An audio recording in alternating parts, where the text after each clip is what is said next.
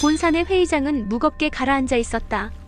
맹주를 중심으로 장로들이 둘러앉았고 우진과 강소연, 윤아도 맨 뒤에 자리했다. 전날 협곡에서의 보고가 끝난 뒤 모두가 말없이 서로의 얼굴만 바라보았다. 제국이 이미 배금과 손을 잡았다. 맹주의 목소리가 회의장을 울렸다. 이제 강호와 제국의 싸움은 피할 수 없다. 우리는 준비해야 한다. 장로들 사이에서 웅성거림이 일었다. 어떤 이는 주먹을 쥐고 분노했고 어떤 이는 두려움으로 고개를 떨구었다.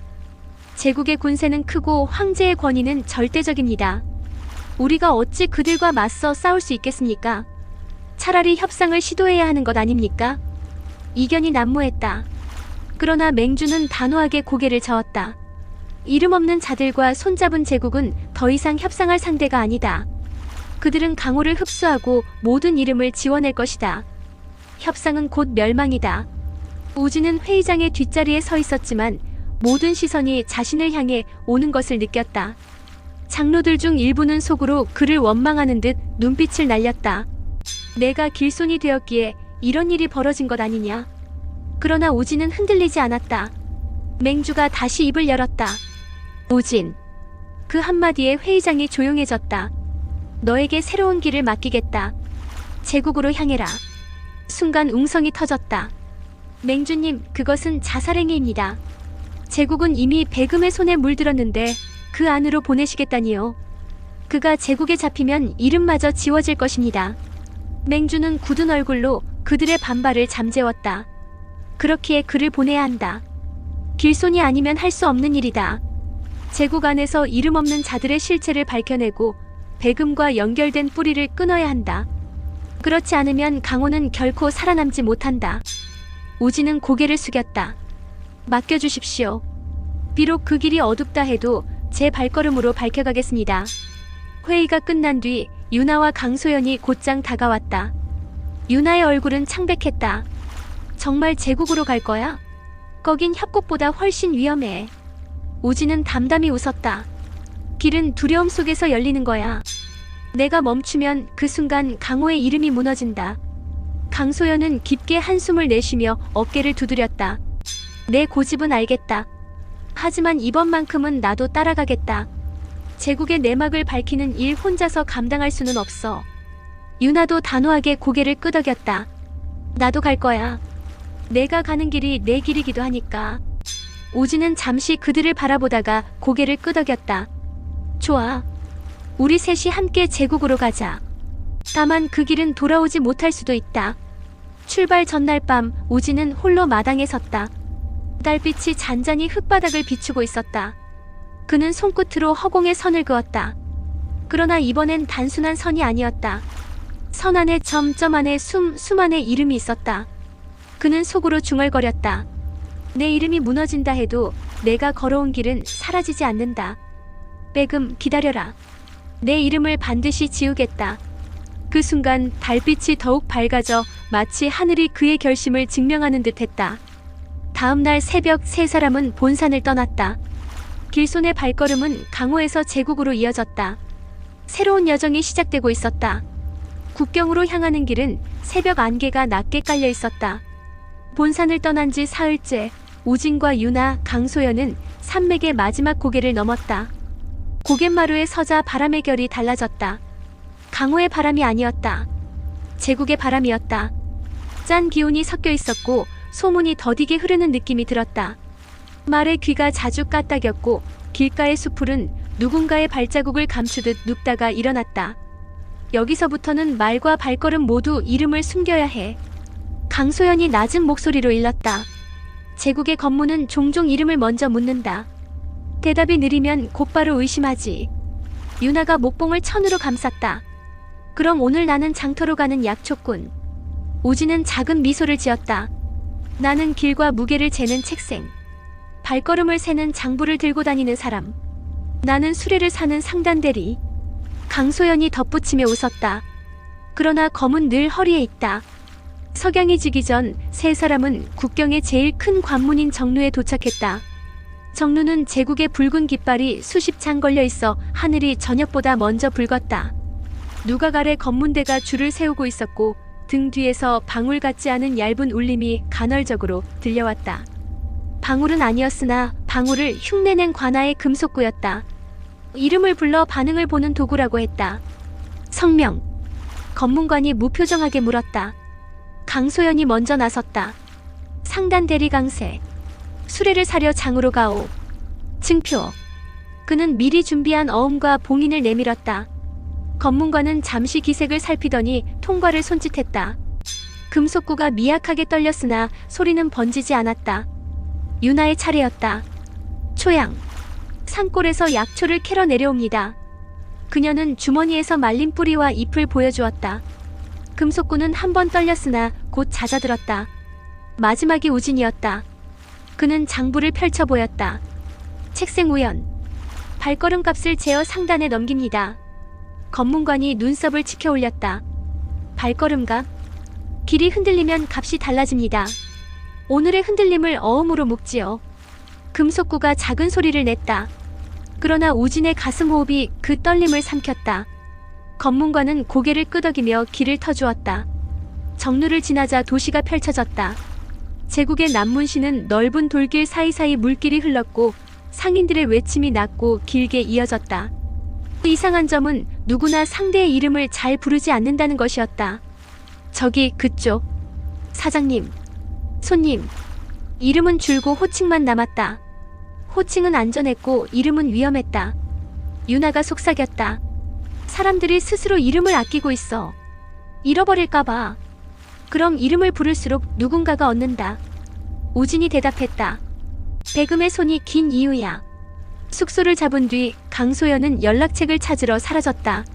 남문시에는 제국의 반기를 든 작은 연맹이 숨어있다 했다. 그들의 표식은 비어있는 점 하나. 점은 언제나 선이 될 준비를 하고 있었다. 우진과 유나는 장터를 돌았다. 장터 중앙에는 묘한 구조물이 있었다. 둥근 바퀴가 겹겹이 쌓인 형상, 그 사이에 얇은 금속막이 팽팽히 당겨져 있었다. 아이들이 손을 대면 작은 울림이 나왔고 울림은 글자 모양의 그림자를 만들었다. 이름 아닌 소리로 이름의 그림을 찍는 장치. 아이들은 즐거워했지만 우진은 불길함을 느꼈다. 그때 장치의 밑동에서 검은 실이 스르륵 기어나왔다. 유나가 재빨리 종을 감추고 우진을 보았다. 방울이 아니야. 혀의 실도 아니고 그림자를 먹는 실. 우진이 답했다. 그림자가 먼저 비면 이름은 나중에 쓰러진다. 우진은 장치에 손끝을 대고 미세한 떨림을 반대로 밀어넣었다. 금속막이 잠시 주름졌다. 주름이 펼쳐지며 글자 모양의 그림자들이 바닥에 흩어졌다. 아이들의 웃음이 가까워졌다가 멀어졌다. 그 순간 골목 어귀에서 감시인 둘이 모습을 보였다. 회색 장삼, 허리에 긴 곤봉. 곤봉 끝에는 은은한 진동석이 달려 있었다. 이름의 떨림을 읽는 돌이었다. 너의 손을 댔지. 감시인이 다가왔다. 우진이 고개를 숙였다. 소리가 새어 아이들이 놀라기에 막아두었을 뿐. 허가 없이 손 떼면 벌금이야. 그때 상점 지붕 위에서 작은 돌이 또각 소리를 내며 굴러 떨어졌다. 감시인의 시선이 순간 위로 향했다. 그 틈에 골목 안쪽 그림자가 흔들렸고 비어있는 점 하나를 새긴 종이가 바람에 떠내려왔다. 연락책이었다. 종이에는 글자가 없었다. 다만 점 하나가 중앙에 박혀 있었다. 우진이 손끝으로 그 점을 톡 건드리자 점이 미세하게 번졌다. 번진 자리에 글자 둘이 떠올랐다. 추은교. 남문시 서편 폐사원이었다. 해질녘 세 사람은 폐사원 앞에 섰다. 기와는 부서지고 종루는 비둘기 둥지로 변해 있었다. 대웅전 마루는 반쯤 무너졌으나 마루 아래 빈 공간만은 깔끔히 쓸려 있었다. 누군가가 자주 드나든 흔적이었다. 비어있는 점을 두드려라. 낮은 목소리가 어둠에서 났다. 강소연이 먼저 나섰다. 바닥 먼지 위에 점 하나를 그렸다. 우진이 그 점을 숨으로 덧불었다. 점은 따뜻해졌다. 마루 아래에서 은근한 불빛이 켜졌다.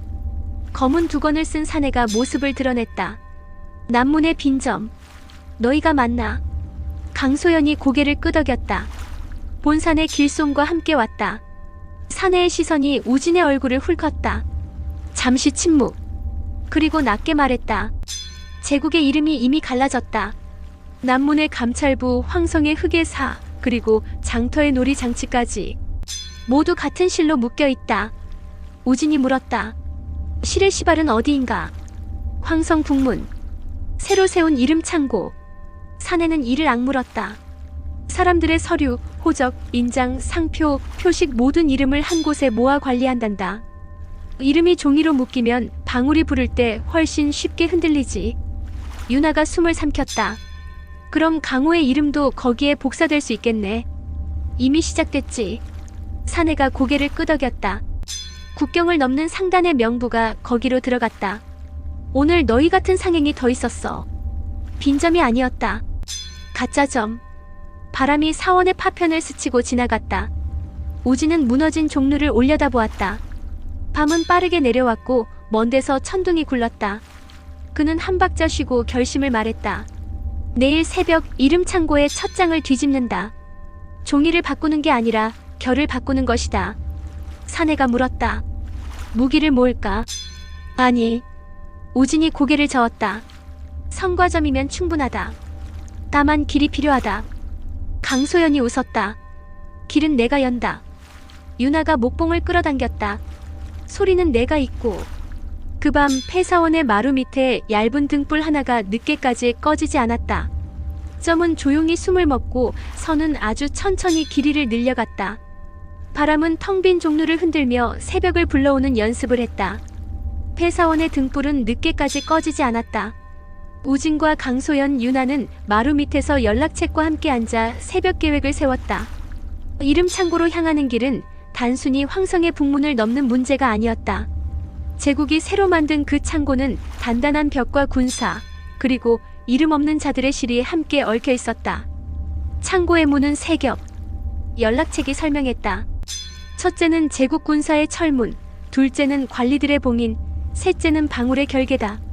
아무리 힘으로 밀어붙여도 안에서 울리는 방울이 이름을 빼앗아간다. 유나가 눈을 크게 떴다. 그럼 안으로 들어가는 순간 우리 이름도 위험해지는 거야? 사내가 고개를 끄덕였다. 맞다. 그래서 점을 가진 자들만이 버틸 수 있다. 너희가 빈점의 무리를 찾은 이유다. 우진은 숨을 고르며 말했다. 나는 선과 점으로 길을 만들겠다. 강소연은 몸으로 길을 뚫고 유나는 소리로 이름을 지켜라. 우리가 각자 맞지 않으면 결코 끝까지 가지 못한다. 강소연은 미소를 지었다. 역시 고집은 변함없군. 하지만 내 말이 옳다.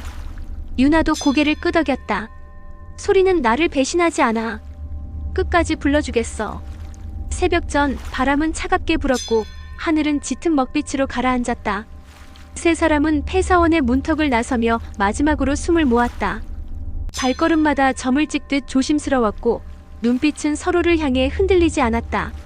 황성 북문은 멀리서부터 붉은 등불로 물들어 있었다. 수십 명의 병사들이 교대로 경비를 서고 있었고 길목마다 금속구가 달려 흔들렸다. 바람이 불 때마다 금속구가 떨며 얇은 소리를 냈다. 이름 없는 자들을 위한 준비였다. 우진은 손끝으로 공중에 보이지 않는 원을 그렸다. 원 안에 작은 점을 하나 남기자 금속구의 떨림이 순간 멎었다. 그 틈을 타 세 사람은 그림자처럼 벽 가까이 붙었다. 첫 번째 철문은 제국의 병사들이 지키고 있었다. 강소연이 몸을 낮추고 다가가 그들의 뒤를 스쳤다. 그의 손끝이 목덜미에 닿자 병사들은 조용히 쓰러졌다. 그는 죽이지 않았다. 오직 기절시켰을 뿐이었다. 두 번째 봉인은 관리들의 서명과 도장이었다. 유나가 목봉 끝에 종을 매달아 아주 미세하게 울렸다. 소리는 봉인의 잉크 속으로 스며들어 번짐을 일으켰다. 봉인이 번지자 도장이 스스로 흔들리며 힘을 잃었다. 마지막은 방울의 결계였다. 보이지 않는 소리가 창고 문을 둘러싸고 있었고 그 안에 발을 들이려 하면 곧바로 혀가 굳어질 기세였다. 우진이 앞으로 나섰다. 이제는 내가 할 차례다. 그는 숨을 들이마시고 손끝으로 점 하나를 찍었다. 점은 빛을 내며 선으로 뻗어나갔고 선은 원으로 이어졌다. 결계는 흔들렸으나 여전히 강하게 버텼다. 그 순간 유나가 종을 다시 울렸다. 소리는 선을 따라 퍼져나가 방울의 울림과 겹쳤다. 강소연이 검을 들어 원의 한쪽을 갈랐다. 세 사람의 힘이 동시에 겹치자 결계가 마침내 찢어졌다. 창고의 문이 천천히 열렸다. 안은 어두웠지만 수많은 서류와 장부가 겹겹이 쌓여 있었다. 각 장부마다 이름이 적혀 있었고 붉은 줄로 묶여 있었다. 호적, 상담 명부, 인장 목록, 심지어 강호의 제자 명부까지 보였다. 유나가 숨을 삼켰다. 이름들이 모두 여기에 묶여있네. 우진은 이를 악물었다. 빼금은 제국을 도구로 삼아 강호의 이름까지 거머쥐려는 거다. 오늘 반드시 결을 바꿔야 한다. 세 사람은 서류 더미 사이로 들어섰다. 그러나 그 순간 창고 안쪽에서 낮고 기괴한 웃음소리가 울려 퍼졌다. 드디어 왔구나, 길손. 어둠 속에서 한 사내가 걸어 나왔다. 그는 검은 옷을 입고 목에는 작은 방울을 12개나 매달고 있었다. 방울이 흔들릴 때마다 수십 개의 이름이 동시에 사라졌다가 돌아오는 듯한 파동이 일었다. 강소연이 검을 움켜쥐었다. 내가 흑의 사냐? 사내는 미소 지었다. 나는 흑의 사 중 한 명. 제국의 이름을 지우는 자. 너희의 이름도 오늘 여기서 사라질 것이다. 창고 안은 차갑게 가라앉아 있었다. 불빛 하나 없는 어둠 속에서 종이 냄새와 먹 냄새, 그리고 사람들의 이름이 섞여 있는 듯한 기묘한 기운이 감돌았다. 우진은 손끝으로 허공에 선을 그으며 긴장감을 가라앉혔다. 그러나 어둠 저편에서 들려오는 방울 소리가 그 평정을 끊임없이 흔들었다. 방울은 소리가 아니다. 흙에 사는 미소를 지으며 앞으로 걸어 나왔다. 그의 발걸음이 닿을 때마다 매달린 방울들이 가볍게 울렸다. 그러나 단순한 금소금이 아니었다.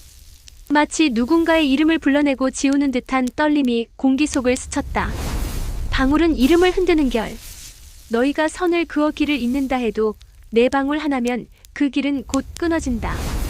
강소연은 칼을 뽑으며 앞으로 나섰다. 말은 길다. 내가 아무리 이름을 흔들어도 칼끝은 거짓을 베어낸다. 유나도 종을 움켜쥐었다. 종은 작은 빛을 머금고 떨리고 있었다.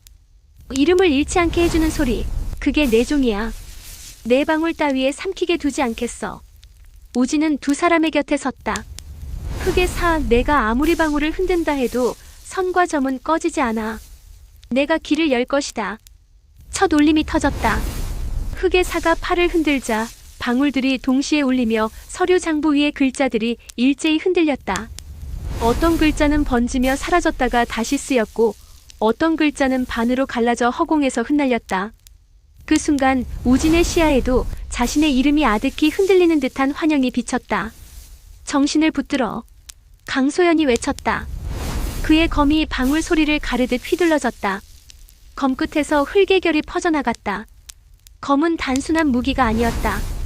땅의 무게를 끌어당겨 그 위에 선을 그린 것이었다. 검이 지나간 자리마다 방울의 울림이 잠시 멎었다. 유나는 종을 울렸다. 그녀의 종소리는 방울보다 깊고 단단한 울림을 가졌다. 방울이 이름을 흔들어 삼킨다면 종은 이름을 붙들어 지켜냈다. 종과 방울의 소리가 공기 속에서 맞부딪히자 창고 전체가 뒤흔들렸다. 서류 더미가 쓰러지고 먼지가 소용돌이쳤다. 우진은 그 혼란 속에서 손끝으로 선을 그었다. 그러나 이번에는 단순한 선이 아니었다. 점에서 시작해 선으로 이어지고 선에서 다시 원으로 퍼졌다. 원은 방울의 울림을 가두어버리는 울타리였다. 선은 흔들려도 원은 무너지지 않는다. 우진이 외쳤다. 흙의 사의 얼굴이 일그러졌다. 감히 내 방울을 원에 가두려 해? 그는 팔을 높이 들어 방울들을 거세게 흔들었다. 그 순간 수십 개의 방울이 동시에 울리며 창고 안에 있던 이름들이 비명처럼 튀어나왔다. 창부 속 글자들이 허공으로 솟구쳐 오르더니 살아있는 듯 발버둥쳤다. 유나가 비명을 지를 뻔했지만 종을 더욱 세게 흔들었다. 종소리가 이름들을 다시 붙잡아 종이 속으로 가두었다. 그러나 일부는 이미 방울에 잡혀 사라지고 있었다. 강소연은 검으로 흙의 살을 향해 돌진했다. 검끝이 방울 하나를 정확히 쳤다. 방울이 깨지며 금속 조각이 튀었고 그 안에서 어두운 기운이 흩어졌다. 하나 깼다. 강소연이 외쳤다. 그러나 흙에 사는 웃음을 멈추지 않았다. 12개 중 하나일 뿐. 나머지는 더 깊다. 그리고 깨질수록 더 강한 울림이 태어난다. 실제로 깨진 방울 조각에서 새로운 파문이 일어났다. 이번에는 소리뿐 아니라 빛없는 그림자가 퍼져나왔다. 그림자는 땅 위로 흘러내리며 우진과 유나, 강소연의 발목을 잡았다. 오지는 손끝으로 그 그림자를 선으로 가르려 했지만 그림자는 계속 이어졌다. 끊어지지 않아 실처럼 이어지고 있어. 유나가 이를 악물고 종을 2번 울렸다. 실이라면 매듭이 있을 거야. 매듭을 찾아. 오지는 눈을 감고 숨을 고르며 발밑에 그림자를 느꼈다. 그림자는 흩어지는 것이 아니라 한 곳으로 모이고 있었다. 방울과 방울 사이 울림이 겹쳐지는 중심. 그곳이 매듭이었다. 소연, 매듭은 내 앞에 있다.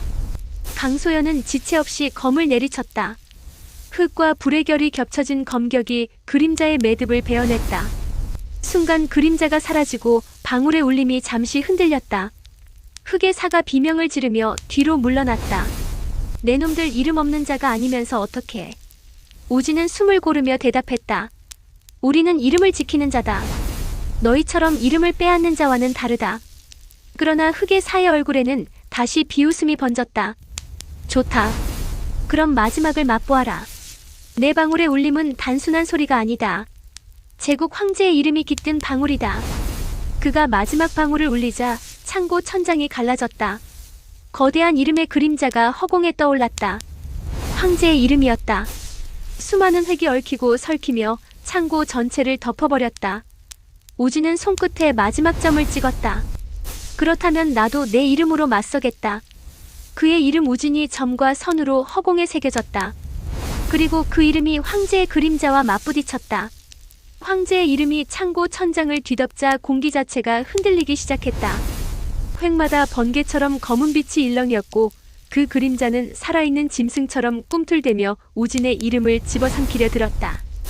글자의 결이 서로 부딪힐 때마다 사람들의 기억 속에서 누군가의 이름이 희미해졌다가 다시 돌아왔다.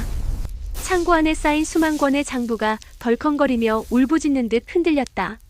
오지는 그 압박을 온몸으로 받아내며 숨을 깊게 고르지 않았다. 아니, 고르려 했으나 숨조차 흔들렸다. 황제의 이름은 단순한 글자가 아니었다. 제국 전토가 수백 년 동안 믿고 불러온 무겁고 거대한 집합적 힘이었다. 그것은 신화처럼 단단했고 이름 하나만으로도 강호의 무공을 뒤흔드는 기세였다. 버티지 못할 거다 길손. 흙의 사의 외침은 방울의 울림에 실려 더욱 날카롭게 퍼졌다. 황제의 이름은 세상의 근간이다. 내 이름 따위가 어떻게 감히 맞서리. 그러나 오지는 흔들리면서도 고개를 들었다. 이름은 근간이 아니다. 이름은 불러주는 숨이다. 그 순간 오진의 머릿속에 수많은 얼굴이 스쳐갔다. 본산에서 자신을 바라보던 사부의 눈빛, 함께 웃던 유나의 미소, 싸움터에서 등을 맡겼던 강소연의 결연한 모습, 그리고 먼 과거 전생에서 자신을 기억하고 또 기억하려 애썼던 수많은 이들의 목소리가 귀에 울렸다. 오진아, 길을 걸어라. 이름을 잊지 마라. 목소리는 바람이 되어 가슴 속으로 들어왔다. 그때 오진의 손끝에서 나온 점이 밝게 빛났다. 점에서 이어진 선은 흔들리지 않고 곧게 뻗었으며 선은 곧 원이 되었다. 그러나 이번 원은 이전과 달랐다. 원 안에는 숨이 들어 있었다. 내 이름은 내가 숨으로 불러낸다. 오진이 외쳤다. 황제의 이름 그림자가 오진의 이름에 부딪혔다. 거대한 파동이 터져나가며 창고 벽이 갈라졌다. 먼지가 폭풍처럼 일어났고 서류 장부 수천 장이 허공에 흩날렸다. 유나는 종을 흔들며 이름들이 허공에서 흩어지지 않도록 붙잡았다. 종소리는 강했고 흔들리는 글자들을 종이 속으로 되돌려보냈다. 강소연은 검으로 떨어지는 서류 더미를 베어냈다. 그의 검끝에서 흙과 불의 결이 교차하며 불빛 같은 잔광이 터졌다. 버텨라 우진. 그는 외쳤다. 우진은 흔들리지 않았다. 그의 이름 우진은 점과 선 그리고 숨으로 이루어진 완전한 결을 형성하고 있었다. 그 결은 황제의 이름에 비해 작고 보잘것없어 보였으나 결 속에는 인간의 숨결, 수많은 목소리의 무게가 담겨 있었다. 황제의 이름이 덮쳐올 때마다 오진의 결은 흔들리지 않고 오히려 더 깊어졌다. 작은 숨 하나가 거대한 강물처럼 이어지고 이어진 강물은 원을 돌아 다시 점으로 귀결되었다. 그것은 마치 무공의 새로운 법칙 같았다. 흙의 사의 얼굴이 일그러졌다. 어째서 황제의 이름이 흔들리는 거지? 오지는 낮게 답했다. 황제의 이름은 힘이지만 동시에 속박이다. 그러나 내 이름은 자유다. 자유롭게 불려지고 자유롭게 이어진다. 그것이 길이다. 그 말과 함께 우진의 몸에서 눈부신 빛이 퍼져나갔다. 그 빛은 단순한 내공이 아니었다. 점에서 시작해 선으로, 선에서 원으로, 그리고 다시 숨으로 이어지는 무공. 그것은 새로운 무공, 길손만의 법이었다. 숨결의 원숨의 선에서 진화한 무공. 유나가 숨죽여 속삭였다. 우진이 손을 뻗자 그의 원은 황제의 이름을 가두었다. 황제의 이름 그림자는 거대한 괴물처럼 몸부림쳤으나 원은 점점 좁아지며 그를 압박했다. 마침내 황제의 이름의 일부가 갈라져 흩날렸다. 불가능하다. 흑의 사가 비명을 질렀다. 황제의 이름은 절대적이어야 해. 내가 감히 그것을. 그러나 이미 균열은 시작되었다. 황제의 이름은 흔들리고 있었다. 제국 전토를 짓누르던 절대적 권위가 단 한 사람의 이름과 호흡에 의해 금이 가고 있었다. 우진은 마지막으로 숨을 들이마셨다. 그리고 손끝을 모아 점을 찍었다. 길은 점에서 시작한다. 그리고 이름은 그 길 위에 놓인다. 점이 빛을 내며 황제의 이름을 관통했다. 그 순간 거대한 파동이 폭발처럼 일어나 창고 천장이 무너지고 벽이 갈라졌다. 서류와 장부가 불길에 휩싸이듯 흔들렸다. 그러나 이름들은 모두 종소리와 검빛, 그리고 우진의 원 속에 지켜지고 있었다. 황제의 이름 그림자는 마침내 찢겨나갔다.